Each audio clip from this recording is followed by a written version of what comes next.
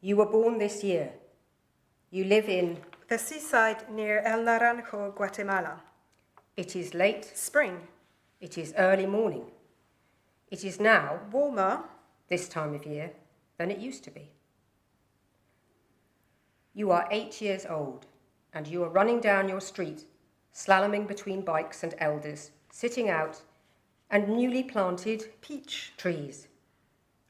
You're late for school, which today is at the children's allotment, where you're learning about anatomy of insects. You are 22 years old and preoccupied. You turn the corner onto Thurnberg Road, nearly tripping over the Texans tech team re-engineering people's individual hydroelectric power systems to create a street-length cooperative. Energy will cost less now, which is just as well as you see at the crossroads that another olive tree is down, meaning more co-shouldering of storm costs. You ponder where its branches, now embracing scattered bikes and a mobility vehicle, will end up. As more kitchenware. Roused by the chatter of Spanish, English, and Quiche. As the bio repair team arrive, your thoughts return to the calculating the level of support your basic income will provide when you keep the baby growing inside you. You are 38 and your friend's 4 years old. Estela. You take the slow walk through your local climate corridor. Armadillo Camino. Ahead of you, someone collapses. In shock, you realize it's your neighbor and friend. Balan. And you and other strollers stop and offer what you can as Balan. Draws their last breath, encircled by foliage, friends and strangers. You're mindful of the child's presence, yet not shielding them, not shying away.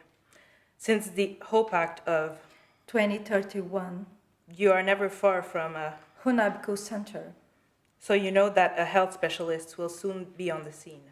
Estela, as you know what happens next, asks you what happens next, and you explain how after death the body returns to life. You point out a decaying passion peach tree and a thriving passion fruit to explain all the living creatures are part of life's circle, a life cycle. Still, on the way home, you drop into your Hunabku Center, while Estela has a P&P juice. You book a well body scan, as usual. You opt in to contribute all your data to the Citizens' Well-Being Project. You feel you can trust it since Global Multiple Identity Protection Act of 2062. It takes you back to your participation in scrutinizing the policies when you were seconded to the Parliament of Values in your late 20s. You are 59 and starting a new role tomorrow as a wildlife angel. You feel energized after your year's paid sabbatical where you learn to sew traditional textile technique. You also took the chance to travel, more or less for the first time. You took a bike to visit your roots, a land devastated by drought. You activated the Climate Migration Integration Allowance to extend your residence rights to those with whom you have ancestral connection. Once you'd made contact, it felt odd not to do what most people around here do and share living space. Your home is now lit by laughter and energy and determination. The climate grief therapy that the Humabku Health Center provides has helped. A shout rouses you from your daydream. It's your good friend, Jacques, from your care union, looking smart, not surprising given they earn more in their role as a delivery worker than your mate who is a investment banker. Jacques tells you they've done your allotment hour for you today again, and that your coffee bean plant are doing well. By way of apology, you put an hour in. The community transport hub. You are 89, and you have lived through a near century, lived past 2,100.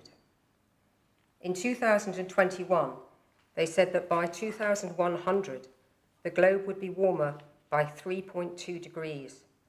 The sea levels would have risen by 0.3 meters. and that El Naranjo would no longer be fully habitable. And that was if the global Paris Climate Agreement held. As we know, it got off to a rocky start with the extreme heat and flooding. But having survived the first pandemic, the agreement was strengthened by the spreading conviction that reparation, restoration, and a global rebalancing were the way forward.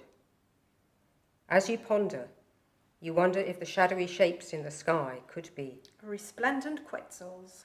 back in droves these days. It all went faster than the predictions. See. You were glad to have been alive in this particular century, to watch and to take part in the turnaround. You like yourself better now than people did then. You sit down to eat with Marcela, Ted, Abuela. your local Garden Centre. is celebrating 25 years of being a carbon sink and has donated Cacao. to the weekly street cook-up. Poulet au chocolat. Is a rarity, now it's rationed. You lead the thanks. Let us thank the earth that bore fruit, any animal that died so we could eat, the people who planted, farmed, and harvested our food. Let us thank those who transported it, packed it up, and sold it to us, those who shopped for it, and those who shopped, combined, cooked, and placed it here before us on our plates. May you be safe, may you be healthy, may you be at ease, may you be glad.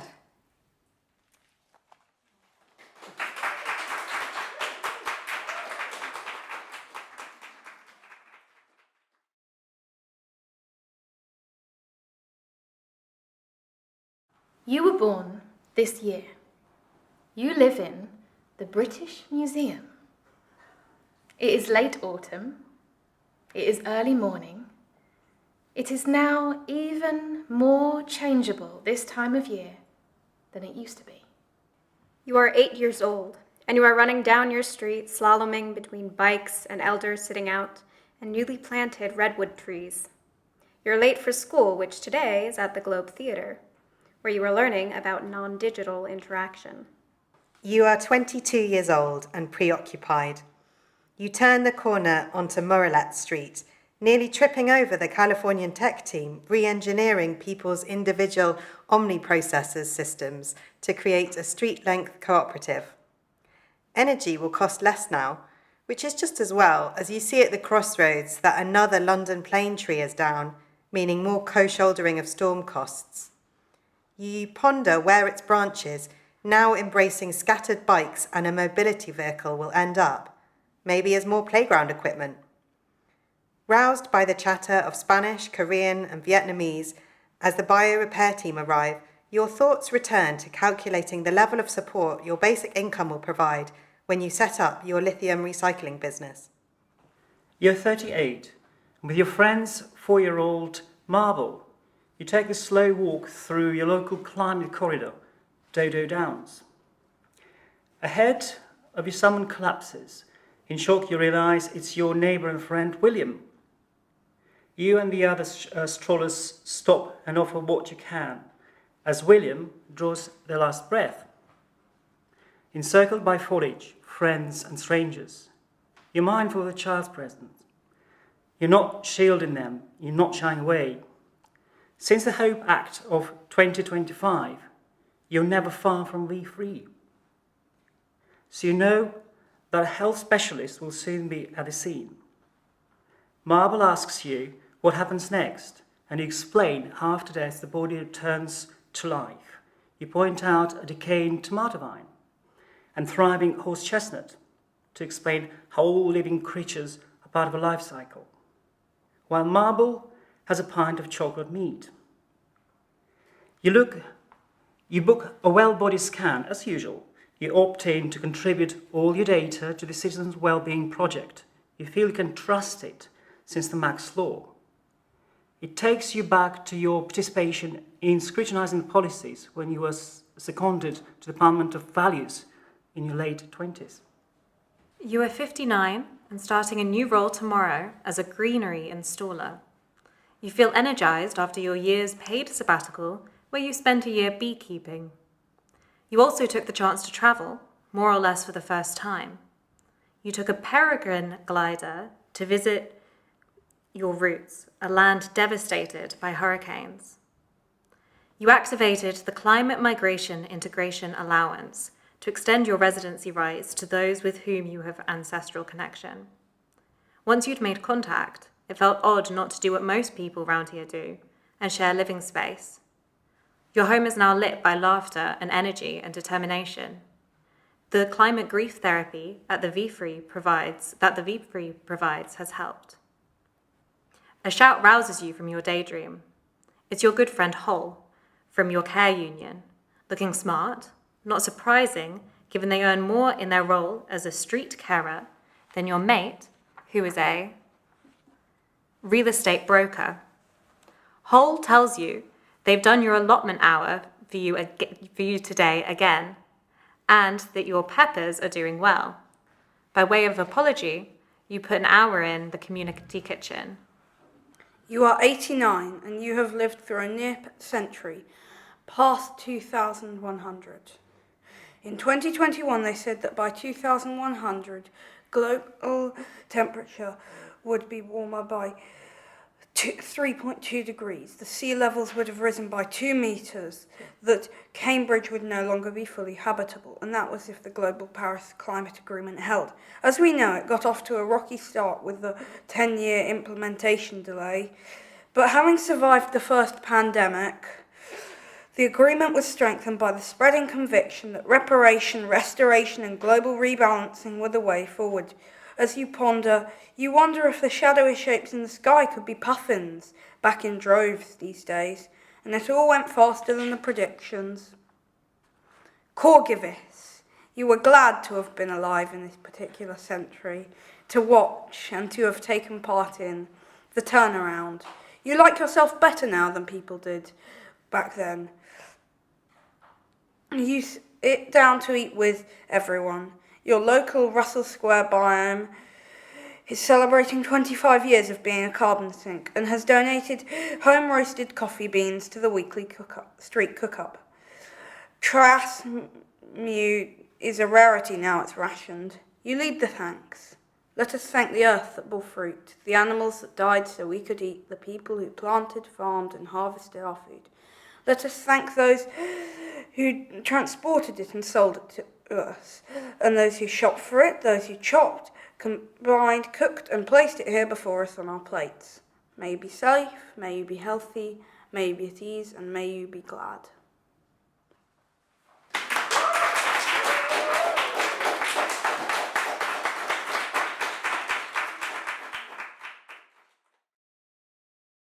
Alright, so basically I'm just curious about the other group's input and how they compose their text.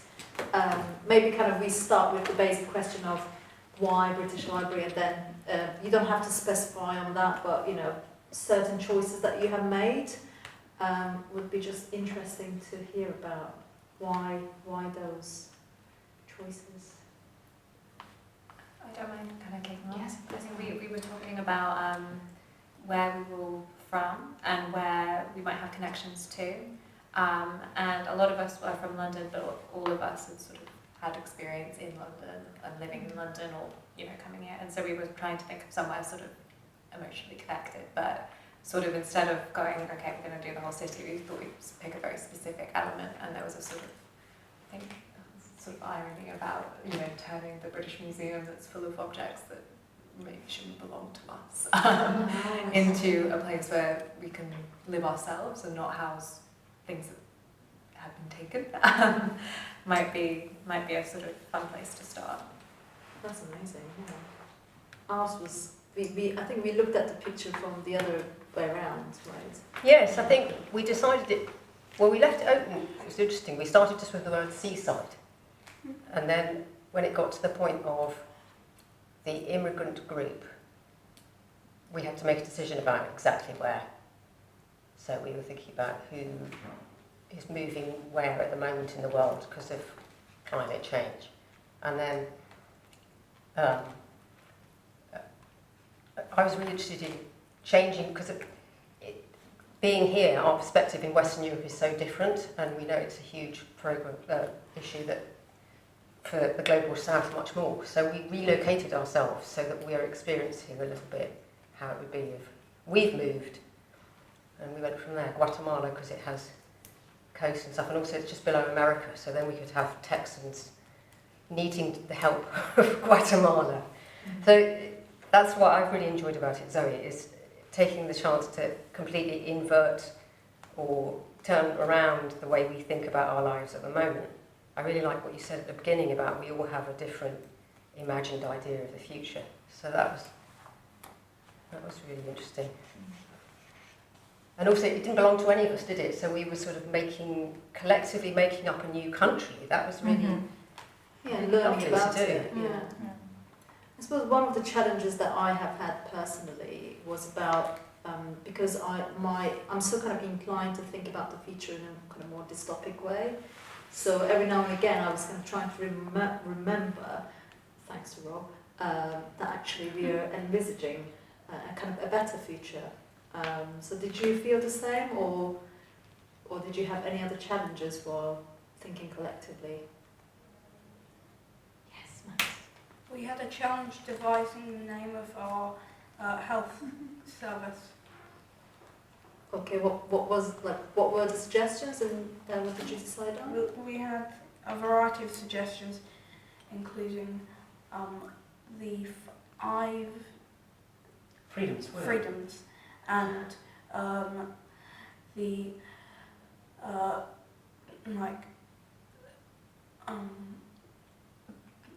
a kind of local welfare committee or society or something, but in the end we settled on V3. Was it V for it? Yeah. What's Latin for 5.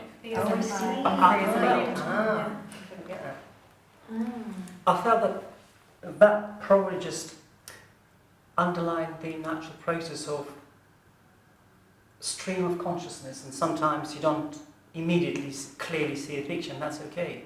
I think some of our ideas were probably on the surface random, but I think they just represent this time, present time, I think, in a way can be connected. Answering your question, I feel really scared about the future. I'd be interested to know, as we were doing it as a group, did people feel more hopeful? Just what you were asking us a minute ago. Yeah. Our group felt quite joyous, I don't know. Yeah. It's so interesting because I think, thank you, you did remind me as well what I was thinking about initially. There were times where I felt more optimistic when we were writing the script, and sometimes when I had more fearful thoughts. And I think that probably reminds the natural, if there is a pattern that we as a species try to reassure, make ourselves console in a way about uncertainty, and part of that uncertainty we have realised is not a potentially happy uncertainty of the future. So I think it's just natural if there is a pattern of going up and down, being happier, being more somber. It's interesting actually what you say, because when we were talking about it this morning before starting the workshop, we've been working for quite a long time with it's kind of like it comes from systemic family therapy, but it's related to ideas around double binds, but it's an infinity loop. But we ended up creating one for ourselves which has present difficulty at one end and a better future at the other, because we found when we first started work we were just constantly trying to keep everyone in the better future, and we got a lot of resistance both in workshops and in performance work, where people were like, yeah, but what about this, and what about that, and well, that's not possible, or who decides? People go like, yeah, but like a lot of lack of trust, and we realised that people are sort of coming back to the present, and actually you can't stay in either place for very long. So if you stay just with the present difficulties and don't imagine things otherwise, then you don't have any agency really to make change. You've got to be able to imagine what it is. So you need to come to this end, but you also get pulled out, because when you stay in this end for too long, then you end up in a kind of world in which you're not really looking at what's really going on. And it was sort of like realising that actually the point was to try and keep moving, but emotionally, and we can't resolve this contradiction between how we'd like the world to be and how it manifestly is at the moment. But we can try and keep moving, or notice where we are, or notice where I am today and somebody else is today. We might be in different parts of the loop, and so feel like we've got very different perspectives, but actually even in any given hour you might feel quite differently. So I think you just described that in a way, in a different way. But it's a sort of seesaw of emotions, isn't it? Is this the first day that you've tried out the script, and if so, how's it been for you, seeing what we did? Yeah, it's great. So I wrote it a while back, and very much emergent from like the Rob and Lucy and Jess and actually Max as well know that it comes from this whole kind of collective pyramid of work that people who've been involved in have been involved in different times. But I did write it on my own, and I don't usually do anything on my own. I'm a collaborator, maker, dramaturg, director, and it was like second lockdown time. When, so it was quite isolated, and then I sent it off, and then it's been performed in various places. I think in Canada and Greece, and I think they're doing something in New Zealand at the moment, and I think, and then other places that I haven't got recordings of, or haven't listened to any of the recordings actually. I think I was too sort of nervous, and then the only other time I've done it, been involved in hearing it, I was asked to do a little event for an arts admin dinner, and I was to do the dessert. So it was like going to be like, about this number of people there, maybe slightly more. And I just put, because it was very quick, I just put everything on a postcard, so everyone had one line on a postcard, and their task over dessert was to work out what to add. So they didn't know any of the rest of it, and then we went round the table and read it, and that felt really nice. But the point was always the conversation more than the outcome, although I really enjoyed the outcomes. So this is the first time you've seen it? Being worked on. But what was really exciting was to see in action the kinds of things I was hoping people would start having conversations about, and how deep it can get, so that, like actually each bit, if you have more time, each bit could become a whole discussion about how otherworlding and transformation. So it was really nice, and I think in a longer form process, I'd be excited to see more and more of the actual ones that are there, structuring it, being changed as well, so that you can imagine it, coming back to it, going, let's just get rid of, let's change that, or as the imaginations of the people reflect. So it was and I just really enjoy imagining things being different. It's like it's a source of pleasure for me to inhabit that space. Yeah, I just think the sort of pleasure out of imagining, I think that was something that we probably experienced quite a lot, because it's a really playful exercise.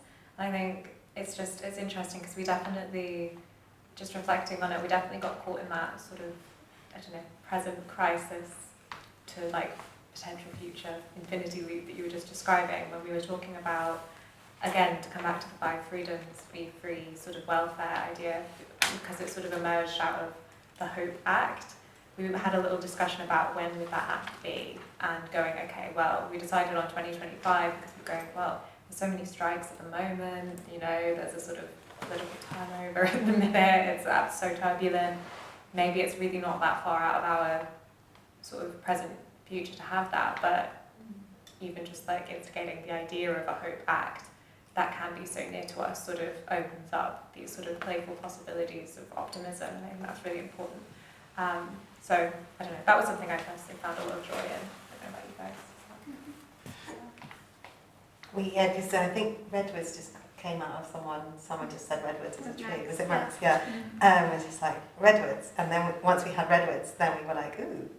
We started talking about what else was there, and then we found our bird, and then we had our street names. Oh yeah, then we had our Californian. The Californian tech workers who came with the redwoods. Yeah. Yeah. That was fun. We almost had Californians as well. Coffee, I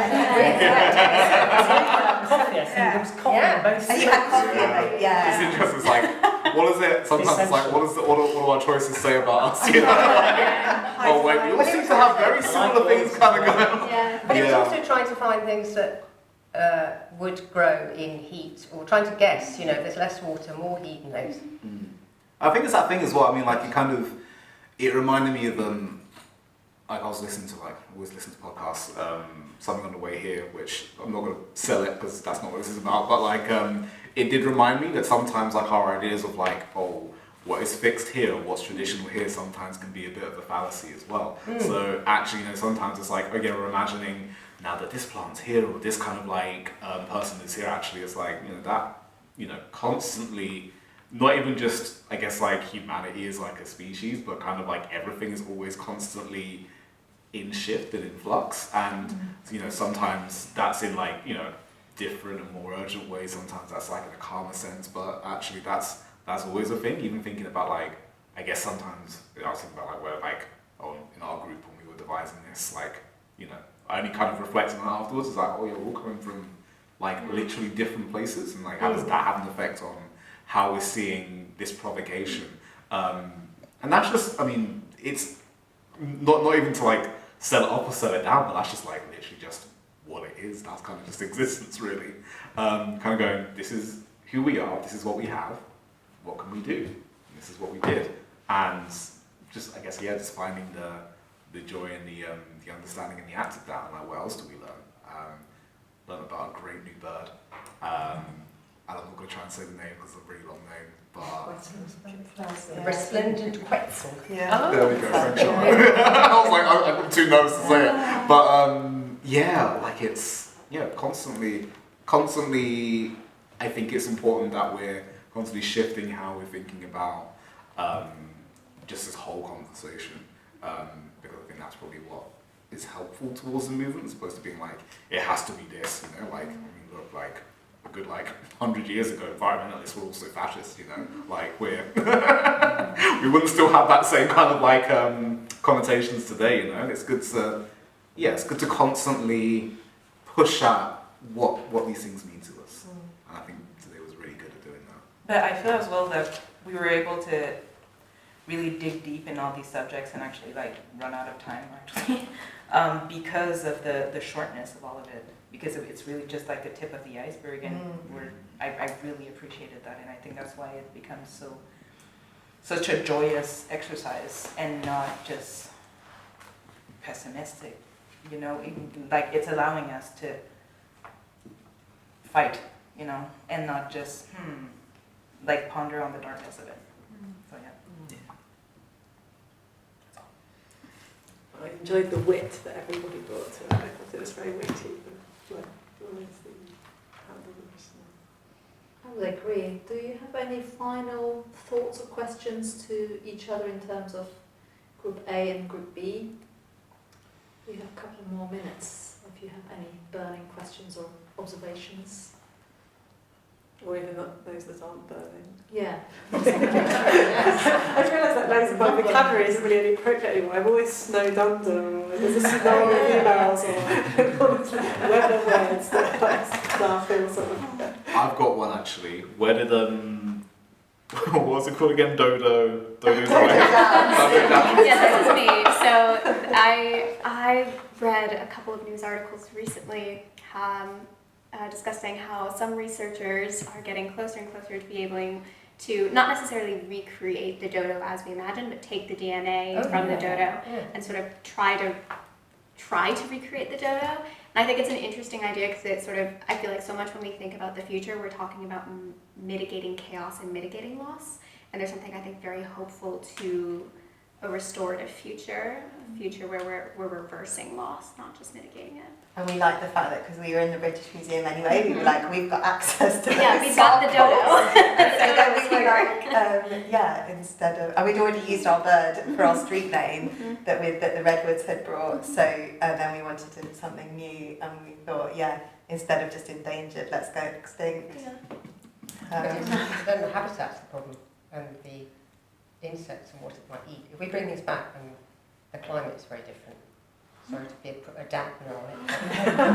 No, that's fine. Dodo dance is quite a temperate climate. I don't know what dodos need, but yeah, it's what they need in dodo dance. We'll find out. Yeah, and we've also got our Russell Square biome, which is quite. What was it? I didn't catch that. Russell Square biome, which is where the coffee is grown for the tiramisu, which the rare ration tiramisu that we had for our community cook-up event as a celebration. Also, that's not a shock to me at all. I can easily imagine, like, I don't know, the UCL of 2100 getting a grant to turn Russell Square into a giant greenhouse and grow coffee there. That doesn't shock me at all. I hope someone remembers this. Every time I walk past now, I'll see that in my mind's eye. And now that we've discovered, when it got to the sea level, because Jess was very kindly looking up lots of stuff for us, when it got to the sea level thing, I was expecting it to be more. Here's something I've learned today. So it's only going to be 1/3 of a metre at Guatemala. Is that to do with being at sort of equator level? But a third of a metre is a lot of water because so for every centimetre of sea rise, every wave, imagine that much water across the whole globe in volume is massive. So I don't know what the ratio is. It's like another metre, 2 metres, 3 metres, 6 metres of wave when you have a storm. Right. So it's much more about volume than about height. Because I thought that it was going to be roughly 3 metres on the sort of latitude we're on now, or longitude. But maybe it's because once it's been processed in the way that you just explained, effectively it's 3 metres. Yeah, I don't know, because I think it's also because of the moon, and I don't actually know enough about it, but so it's different heights at different parts of the world. I think it as well. also depends, as Jess was saying to us, that if, depending on how big an ice sheet breaks, at what point then it could be. So ours was between 0.5 and 2 metres, so it's quite a big increase. That's it will reshape the surface of the planet totally. The wave effect will be even higher than that. So yes, so that's roughly what I'm thinking I grasp, but in the further into the northern hemisphere it will be higher. So I'm going to Guatemala. Yeah, let's all do that. Well, on that note, I would like to thank Jess is not here, but Zoe, Jess, Rob, and obviously Lucy, and all the participants today, and Max as our little star, who performed, I think, excellently. I was very impressed, I have to say. Thanks for coming. This was really good, and we will have the recording ready at some point. And if you want to access the recording, we might share it maybe on the centre's page. So yeah, we haven't discussed this yet, so if you have any questions, you can always contact me via email, and I can answer your questions. If I have the answers. Is your email in the sort of blurb at the beginning? It's in the blurb, it's in the on the website where you basically booked for the event, so you'll see I'm kind of the event convener or whatever, so you'll see. Maybe we could type up as well. I don't know if I can do it if you want, or both of our groups, maybe we can type up our stories as well. Yeah, we can totally do that, yeah. We can do that if that's okay, if, copyrights wise, if it's okay. We can totally do that. And you can have both sides' stories, as a memory.